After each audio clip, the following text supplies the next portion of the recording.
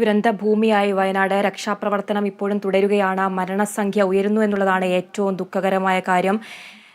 Helicopter ഉപയോഗിച്ചും താൽക്കാലിക പാലം നിർമ്മിച്ചുമുള്ള രക്ഷാപ്രവർത്തനമാണ് നടക്കുന്നത്. മുണ്ടക്കായ് ഉരുൾപൊട്ടലിൽ ദുരിതത്തിലായ കുടുംബങ്ങൾക്ക് വസ്ത്രങ്ങൾ, ഭക്ഷ്യവസ്തുക്കൾ, കുടിവെള്ളം തുടങ്ങിയ അവശ്യ സാധനങ്ങൾ നൽകുവാൻ സന്നദ്ധതയുള്ള വ്യക്തികൾ, സംഘടനകൾ എന്നിവർ കളക്ടറേറ്റ് കൺട്രോൾ റൂമുമായി ബന്ധപ്പെടേണ്ടതാണ്. ഉപയോഗിക്കാത്ത വസ്ത്രങ്ങളും പാക്ക് ചെയ്ത ഭക്ഷ്യവസ്തുക്കളും മാത്രം ലഭ്യമാക്കേണ്ടതാണെന്ന് ജില്ലാ ഭരണകൂടം അറിയിച്ചിരിക്കുന്നു. ജില്ലാ ഭരണകൂടത്തെ അറിയിക്കാനുള്ള ഫോൺ നമ്പർ 8848446621 എന്ന നമ്പറിൽ ബന്ധപ്പെടുക. വിവരങ്ങളുമായി അമൽനാഥ് പാടിച്ചാൽ ചേരുന്നുണ്ട്. അമൽ, രക്ഷാപ്രവർത്തനം ഇപ്പോഴും തുടരുകയാണ്. ഈ ഒരു കാലാവസ്ഥ ഈ രക്ഷാപ്രവർത്തനത്തെ പ്രതികൂലമായി ബാധിക്കുന്നുണ്ടോ? അതുപോലെ തന്നെ രാത്രി വൈകിയും രക്ഷാപ്രവർത്തനം തുടരാൻ തന്നെയാണോ തീരുമാനം?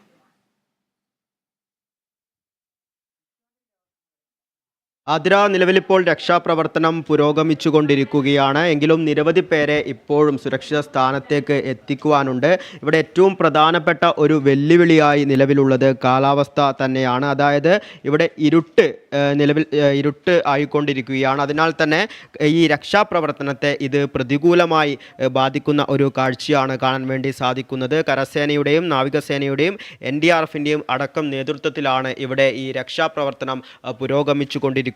അതേസമയം തന്നെ മുണ്ടക്കയത്തിൻ്റെ ഒരു ഭാഗത്തായി നിരവധി പേർ ഇപ്പോഴും കുടുങ്ങിക്കിടക്കുന്ന ഒരു സാഹചര്യമാണ്. ഇവരെ മറുവശത്തേക്ക് എത്തിക്കുവാനുള്ള രക്ഷാപ്രവർത്തനമാണ് നിലവിൽ പുരോഗമിച്ചു കൊണ്ടിരിക്കുന്നത്. വടം ഉപയോഗിച്ച് ഇവരെ വടത്തിലൂടെ ഈ മുണ്ടക്കയത്തിൻ്റെ മറ്റൊരു ഭാഗത്തേക്ക് എത്തിക്കുവാൻ ഉള്ള ഒരു രക്ഷാപ്രവർത്തനമാണ് നിലവിൽ പുരോഗമിച്ചു കൊണ്ടിരിക്കുന്നത്. ഇവിടെ ഇരുട്ട് രൂക്ഷമായതോടുകൂടി അത് വലിയ രീതിയിൽ തിരിച്ചടി ആകുന്നുണ്ട്. അതേസമയം തന്നെ നിരവധി പേർ ഈ ഒരു അപകടത്തിൽ അല്ലെങ്കിൽ ദുരന്തത്തിൽ നിരവധി പേരാണ് നിലവിൽ മരിച്ചത്. മരണസംഖ്യ 120ലേക്ക് എത്തിയിട്ടുണ്ട്. അതേസമയം നിരവധി പേരെ ഇപ്പോഴും, അതായത് അവർ മണ്ണിനടിയിലും ഇത്തരത്തിൽ കല്ലിനടിയിലുമൊക്കെ കുടുങ്ങിക്കിടക്കുന്ന ഒരു സാഹചര്യം കൂടിയുണ്ട്. ഒരുപാട് പേരെ കാണാതായിട്ടുള്ള വിവരങ്ങളടക്കം നിലവിൽ പുറത്തു വരുന്നുണ്ട്.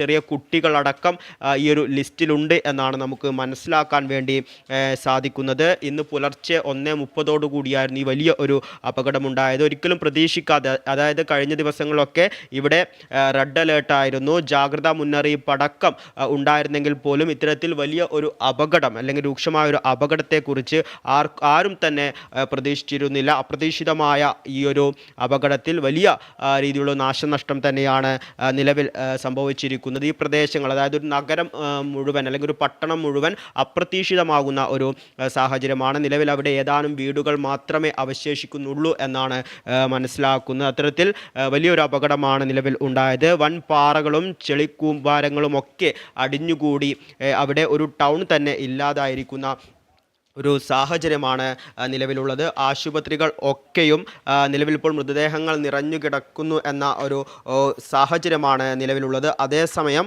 ഏകദേശം 55ഓളം പേരുടെ പോസ്റ്റ്മോർട്ടം നിലവിൽ പൂർത്തിയാക്കിയതായും വിവരങ്ങൾ ലഭ്യമാക്കുന്നുണ്ട്. ഒപ്പം മറ്റൊരു പ്രധാന പ്രതിസന്ധി എന്ന് പറയുന്നത് ഫ്രീസർ സൗകര്യം ഇല്ല എന്നുള്ളതാണ്. അതായത് നിലവിൽ ഇപ്പോഴും ഒരു വലിയ വിഭാഗം മൃതദേഹങ്ങൾ തിരിച്ചറിയാൻ ബാക്കിയുണ്ട്. അതിനാൽ തന്നെ ഈ തിരിച്ചറിയാത്ത ഈ മൃതദേഹങ്ങളടക്കം സൂക്ഷിക്കുവാനുള്ള ഫ്രീസർ സംവിധാനം നിലവിൽ അവിടെയില്ല.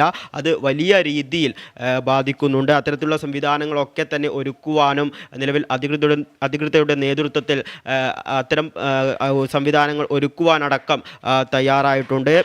എങ്കിലും ഇപ്പോഴും പ്രധാന വെല്ലുവിളിയാകുന്നത് ഒരു വലിയ വിഭാഗം നിലവിലും ഈ ഒരു അപകട സ്ഥലത്ത്, അതായത് ഈ മുണ്ടക്കയം ഭാഗത്തു തന്നെയാണുള്ളത്. ഇവരെ മറുവശത്തേക്ക് സുരക്ഷിതമായ ഇടത്തേക്ക് എത്തിക്കാൻ വേണ്ടി നിലവിൽ ഇപ്പോഴും രക്ഷാപ്രവർത്തനത്തിൻ്റെ ഭാഗമായി സാധിച്ചിട്ടില്ല എന്നുള്ളത് തന്നെയാണ്. കാലാവസ്ഥ പ്രതികൂലമായി നിൽക്കുന്ന ഒരു സാഹചര്യം അതുതന്നെയാണ് ഏറ്റവും വലിയ വെല്ലുവിളിയായി നിലവിൽ ഇപ്പോൾ ഉള്ളത്. ഈ മുണ്ടക്കയം ഒപ്പം തന്നെ ചൂരൽമല, ഈ രണ്ട് ഭാഗങ്ങളെയും ബന്ധിപ്പിച്ചിരുന്ന പാലം തകർന്നതാണ് ഏറ്റവും പ്രധാനപ്പെട്ട ഒരു പ്രശ്നമായത്. എങ്കിലും അവിടെ താൽക്കാലിക പാലം നിർമ്മിച്ചുകൊണ്ട് സേനയുടെ നേതൃത്വത്തിലായിരുന്നു ഈ രക്ഷാപ്രവർത്തനങ്ങൾ ഒക്കെ തന്നെയും നടത്തിയത്. എന്നാൽ നിലവിൽ ഇപ്പോൾ സമയം ഏറെ വൈകിയത് വലിയ വെല്ലുവിളിയായി മാറിയിട്ടുണ്ട്. എങ്കിലും അവിടെ നിലവിലിപ്പോൾ കാലാവസ്ഥ എന്ന് പറയുമ്പോൾ, അതായത് മഴ മാറി നിൽക്കുന്ന ഒരു സാഹചര്യമാണ്. ഇതിൻ്റെ അടിസ്ഥാനത്തിൽ നിലവിലിപ്പോൾ രക്ഷാപ്രവർത്തനം പുരോഗമിച്ചു പുരോഗമിച്ചുകൊണ്ടിരിക്കുന്നു. ഈ പാലം ഒഴുകിപ്പോയതിനെ തുടർന്ന് ഒരു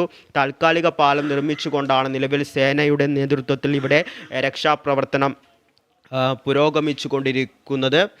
അതേസമയം തന്നെ താൽക്കാലിക ആശുപത്രികൾ അടക്കം ഒരുക്കിക്കൊണ്ടാണ് ഇവിടെ നിലവിൽ ചികിത്സ മുന്നോട്ട് പോകുന്നത്. പള്ളികളും മറ്റും കേന്ദ്രീകരിച്ചാണ് താൽക്കാലിക ആശുപത്രി ഇവിടെ നിർമ്മിക്കുന്നത്. അത്തരത്തിൽ ഇവിടെ ചികിത്സ, അതായത് ഈ പരിക്കു പറ്റിയവരെ അടക്കം ഇത്തരം പള്ളികളിലേക്ക് എത്തിച്ച് അവരെ അവിടെ ഡോക്ടർമാരുടെ നേതൃത്വത്തിൽ ചികിത്സ അടക്കം ഒരുക്കുകയാണ്. അതേസമയം മുഖ്യമന്ത്രി ഒപ്പം തന്നെ ഗവർണറും വയനാട്ടിലേക്ക് എത്തുമെന്ന വിവരങ്ങളും പുറത്തു വരുന്നുണ്ട്. നാളെയോടുകൂടി ഗവർണർ വയനാട്ടിലേക്ക് എത്തും. അവിടെയുള്ള സുരക്ഷാ പ്രവർത്തനങ്ങളടക്കം വിലയിരുത്തി പ്രധാനമന്ത്രിക്ക് റിപ്പോർട്ട് നൽകുന്നതിൻ്റെ ഭാഗമായാണ് നാളെ ഗവർണർ ഈ സംഭവ സ്ഥലം സന്ദർശിക്കുക എന്നാണ് മനസ്സിലാക്കാൻ വേണ്ടി സാധിക്കുന്നത്. എന്തുതന്നെയായാലും നിലവിലിപ്പോൾ രക്ഷാപ്രവർത്തനം പുരോഗമിച്ചു കൊണ്ടിരിക്കുകയാണ്.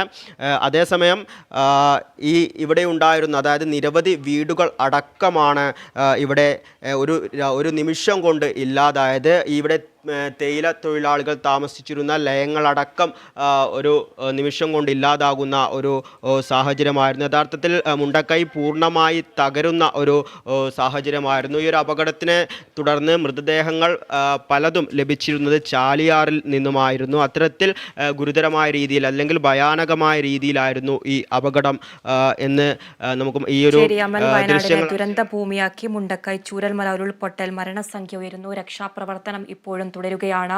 ഹെലികോപ്റ്റർ വഴിയും താൽക്കാലിക പാലം നിർമ്മിച്ചുമുള്ള രക്ഷാപ്രവർത്തനമാണുള്ളത്. റിസോർട്ടിൽ 300-ലധികം പേർ കുടുങ്ങിക്കിടക്കുന്നുണ്ട്. മുണ്ടക്കൈയിൽ സൈന്യം രക്ഷാ ദൗത്യത്തിൽ ഏർപ്പെട്ടിരിക്കുകയാണ്. അതുപോലെ തന്നെ ഈ കാലാവസ്ഥയൊക്കെ ഈ രക്ഷാ ദൗത്യത്തിനെ പ്രതികൂലമായി ബാധിക്കുന്നുണ്ട്. 200-ലധികം പേരാണ് ഇനി പുഴ കടക്കാനുള്ളത്.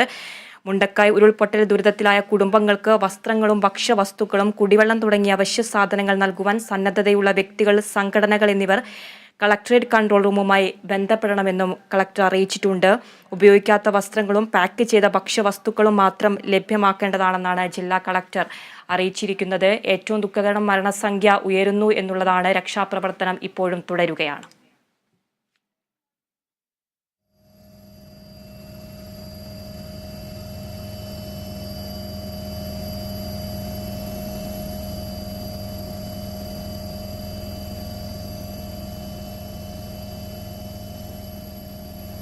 ഇപ്പോൾ നമ്മൾ കണ്ടുകൊണ്ടിരിക്കുന്നത് ഹെലികോപ്റ്റർ ദൃശ്യങ്ങളാണ്. ഈ ദുരന്തത്തിൻ്റെ തീവ്രത എത്രത്തോളമാണ് എന്ന് ഈ ദൃശ്യങ്ങളിൽ വ്യക്തമാകും. രക്ഷാപ്രവർത്തനം ഇപ്പോഴും പുരോഗമിക്കുകയാണ്. 100-ലധികം പേർ ഈ ദുരന്തത്തിൽ മരിച്ചിരിക്കുന്നു. കേരളം കണ്ട ഏറ്റവും വലിയ ഒരു ദുരന്തമാണ് വയനാടുണ്ടായിരിക്കുന്നത്. ദുരന്ത ഭൂമിയായിരിക്കുകയാണ് വയനാട്. ആദ്യമായാണ് ഒരു ഉരുൾപൊട്ടലിൽ ഇത്രയും അധികം മരണസംഖ്യ ഉയരുന്നത്. 128 പേരധികം ആശുപത്രിയിൽ ചികിത്സയിലുണ്ട്.